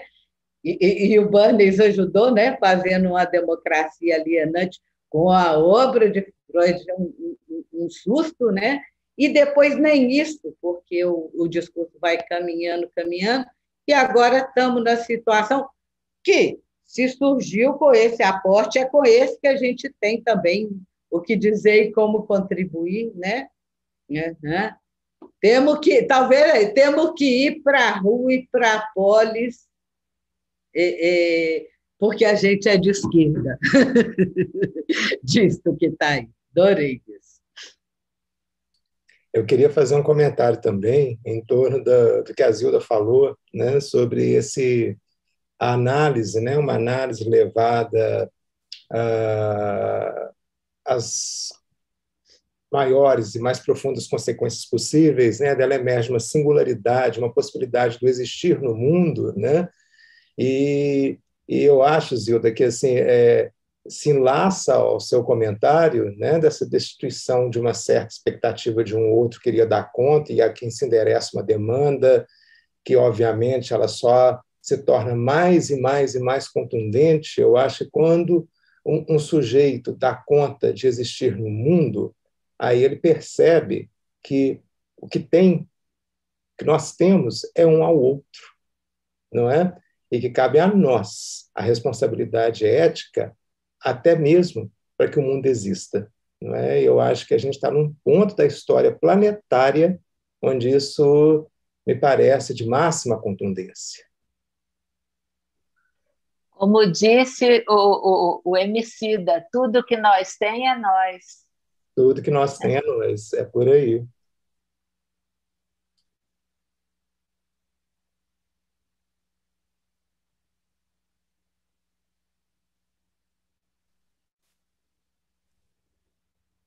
Um outro comentário, colegas? Dalena, você ia falar?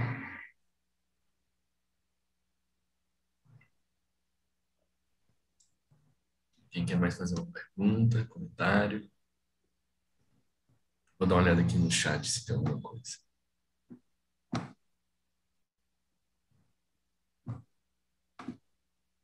Oi, Eliana, pode falar.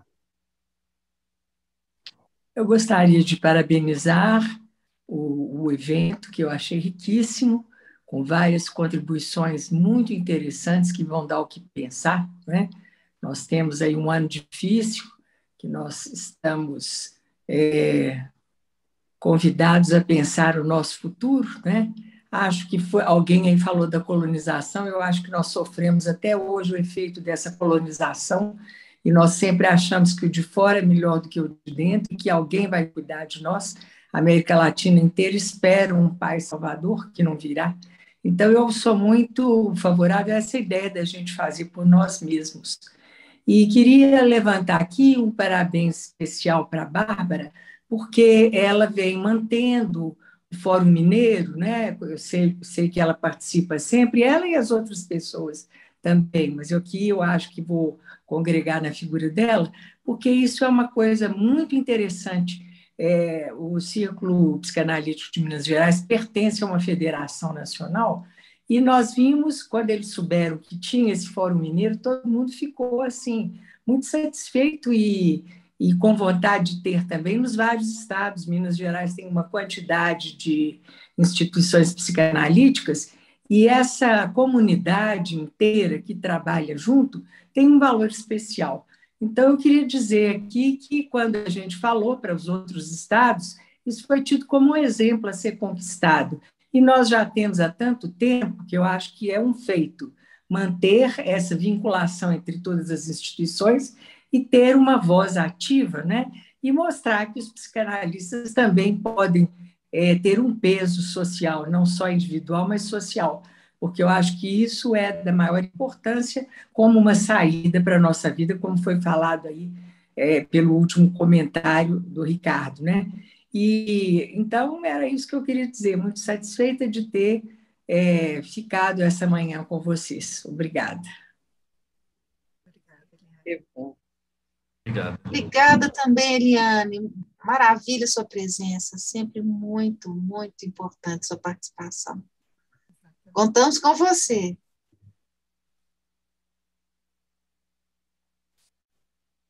Roberto, quando não tiver, né, se não tiver mais alguém para fazer alguma intervenção, a gente combinou aqui de, no finalzinho, terminar com a música, né, que o colega declamou tão lindamente, tá bom? Para a gente terminar esse nosso encontro, que é o último pré-fórum.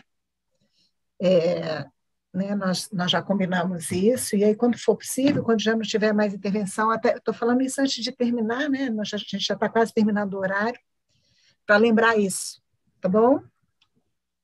Madalena, eu só queria fazer um comentário a partir disso que a Eliane falou, né, desse exemplo, né, de trabalho em comunidade, né, a partir das experiências das instituições, da participação de todo mundo que quer, né, assim, que quer contribuir na organização. Nós estamos sustentando o Fórum Mineiro de Psicanálise há mais de 20 anos. É possível, né? O recado é possível, né, uma comunidade de trabalho e de experiência. É muito importante a gente afirmar isso, né? Assim, não é uma vã esperança, né?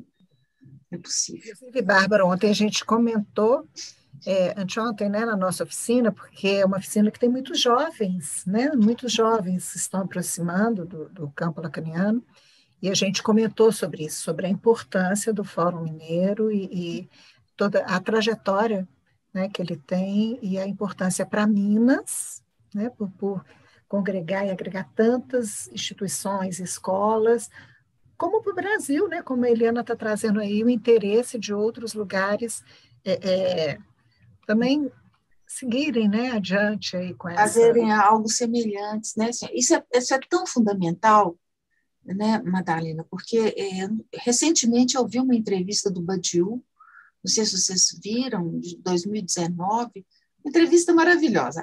O título é A Psicanálise Salva. É claro que não é bem isso, mas ele vai falar sobre a importância da psicanálise no mundo de hoje, né? E ele falou de uma maneira assim, muito, muito espontânea, que ele já ficou meio brigado com a psicanálise, porque ele não aguentava as rivalidades inúteis que existia entre as instituições e os psicanalistas. Rivalidades inúteis, quer dizer, é muito mais grave que isso, né? Mas é principalmente inútil. Assim, ninguém ganha com isso, né? Assim, então, só deixar esse recadinho, vocês dão uma olhada nessa entrevista maravilhosa, né? E o que a gente faz aqui é exatamente o contrário disso, né? Assim, é a gente tentar trocar não é eliminar as fronteiras institucionais, né, Eliana? A gente nunca pretendeu isso. Pelo contrário, é convocar a porosidade das fronteiras a conversar, a fazer as trocas, né? E aprender com o outro colega que está lá estudando outras coisas, e é exatamente convocar as fronteiras a conversar. Então, é uma ideia muito, muito interessante, que eu acho que está na base do conceito de escola do Lacan, na intenção, nesse desejo de fazer escola, me parece, né? Muito mais do que esse grupo que os psicanalistas tendem a fazer, fechado. Esse arejamento, né? Já que nós estamos falando do pulmão artificial, da psicanálise com pulmão artificial, ela não pode se enclausurar em fronteiras institucionais rígidas, né? A gente precisa arejar. E é a ideia do Fórum Mineiro, tomara que as pessoas se inspirem mesmo nessa iniciativa que dura mais de 20 anos. A gente que é mais velho, né, Eliana, a gente pode dizer. Pode apostar que vai durar. O psicanalista é tem uma fama de fazer muito grupo pequeno, ter muita discussão, muita briga, mas eu acho que nós aqui em Minas Gerais conseguimos uma coisa boa, é a gente poder se ouvir, né? E lógico que isso só vai acrescentar, não vai nos enriquecer pessoalmente, né? E nos firmar também como um lugar no mundo, né? Na arte, nas coisas boas que a gente pode ter. Então, eu acredito muito nisso. Eu acho que conseguimos mesmo, durante esse tempo, essa relação muito positiva. Fico muito feliz de poder participar. E mostra que a psicanálise salva mesmo, né? Então, a gente tem que concordar com o Brasil, né? Eu queria perguntar quando é que... Eu estou aqui sem essa informação no momento. Quando é que vai ser o fórum? O Fórum Mineiro? É julho, né? O Mineiro vai ser no final de julho, Zilda, dia 21 a 23. Ainda dá tempo de propor trabalho? Me desculpa, mas estou... Bárbara, você pode me informar? Não, começou as inscrições agora dos trabalhos, dá tempo sim. Pode enviar. Está lá no site. As instruções, está todo mundo convidado. Vocês vão levar esses trabalhos que vocês apresentaram, né? Porque vai fazer uma boa representação do nosso fórum, porque se confunde às vezes um pouco, né? Fórum Mineiro de Psicanálise e Fórum do Campo Lacaniano de Belo Horizonte. A nossa escola, que é uma escola nacional e internacional, ela tem localmente os fóruns. Então, em Belo Horizonte, nós temos aqui o nosso fórum. Então, hoje estão aqui, esse pré-fórum está sendo sustentado pelo Fórum do Campo Lacaniano de Belo Horizonte, mas ele é um pré-fórum do Fórum Mineiro de Psicanálise. Zilda, a Marcilena, que é a nossa coordenadora desse fórum, desse 11º Fórum do Mineiro, né, já passou aí no chat as informações sobre as inscrições. Obrigada, sim. Tá bem. Obrigada. Colegas, então agora eu também vou agradecer, né, ao convite do pré-fórum, agradecer aos colegas na feitura desse texto comigo também, a leitura, as contribuições de todos. E vamos então partir para a música, Madalena, é isso? Será que a gente pode fazer uma fotinho antes para registrar o momento? Quem tiver, né, se sentir confortável de abrir a câmera para a gente fazer essa fotinha, abrir um sorrisão. Só um minuto. Ai, que bonito, gente.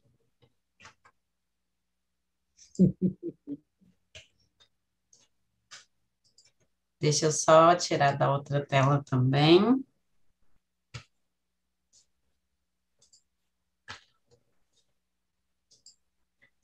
Muito bem.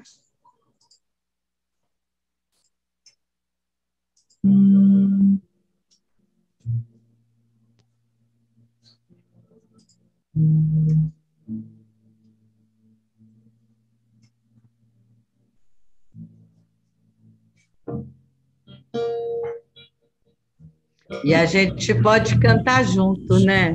Pode. Deve, né? Deve. Também se chamava estrada, viagem de ventania. Nem lembra se olhou para trás ao primeiro passo,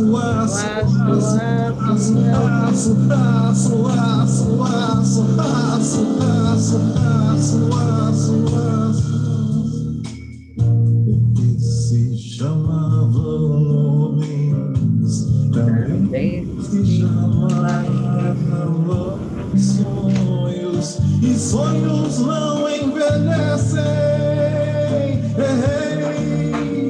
Em meio a tantos gases lacrimogêneos, ficam calmos, calmos, calmos,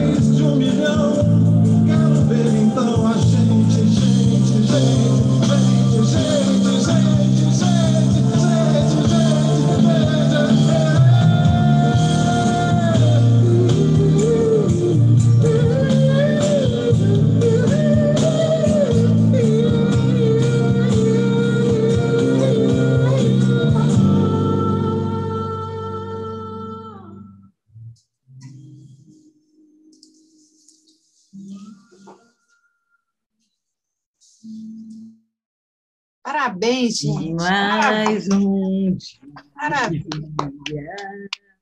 Obrigada, gente, pela presença. E assim a gente faz uma homenagem também ao Milton Nascimento, né, que anunciou que vai deixar de se apresentar no palco, mas a voz dele está aí, né? Toda a obra, toda a poesia dele, toda essa voz belíssima, né? É isso, eu acho que assim nós podemos terminar, né, Roberto? Muito obrigada. Não sei se ficou gente, claro. Gente, só agradecer. Eu só queria assim, ressaltar, porque eu não sei se ficou muito claro, o texto que nós lemos, ele foi sim feito por todos nós, inclusive o Roberto e a Deise, né? Mas para não ficar uma leitura, né, dos 5, a gente optou por essa dinâmica, mas foi um texto construído por todos nós 5. Tá bom? Isso. Obrigado, pessoal. Obrigado, Pré-Fórum. E até o Fórum Mineiro, então. Até lá. Até lá. Obrigado. Muito obrigada. Bom dia. Tchau, obrigada.